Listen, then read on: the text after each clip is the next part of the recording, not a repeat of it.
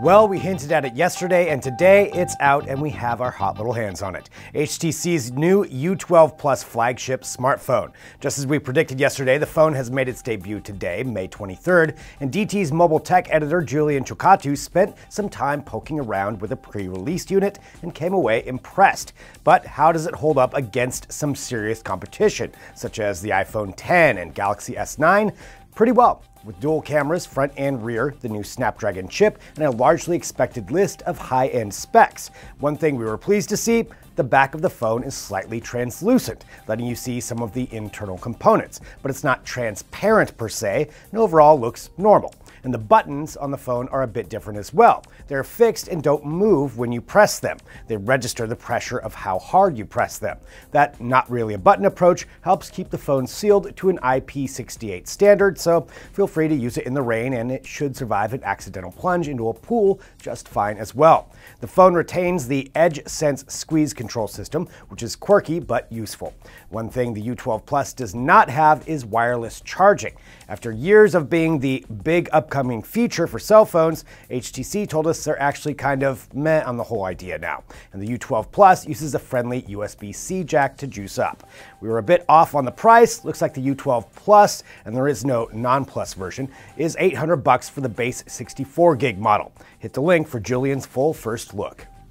After the Cambridge Analytica scandal rocked Facebook, a lot of people downloaded their Facebook data and were amazed and often terrified at the vast amount of information the social network had learned about them. Now, Apple's letting customers do the same thing with a new privacy information download section on their site. And initial impressions seem to indicate that Apple stores up a lot less information about you than expected, or at least a lot less than Facebook.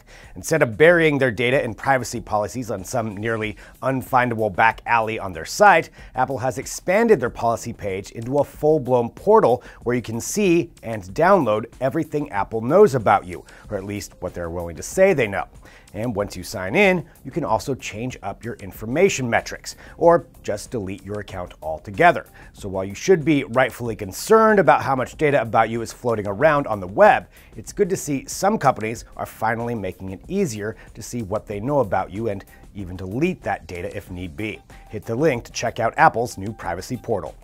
How do you make a gaming PC perform better? Just add money, as usual, and maybe some high-performance GPUs, right? But that gets to be a bit more difficult if your gaming rig is a laptop because of that whole not much room for a better graphics card problem. Solution? The external GPU, something now available from gaming and graphics PC purveyor Razer. The new Razer Stealth gaming laptop is a capable performer to be sure, just read Luke Larson's review. But you also have the option to take the fun to the next level by looping in the Razer Core V2 external graphics processor case, which is essentially a $500 box that you drop your shiny new $1,000 GPU into. It connects through super fast Thunderbolt 3 ports, and once up and running, should give most sane desktop PCs a run for their gaming money. Plus, it's small enough to slip into a normal backpack if you gotta game and go.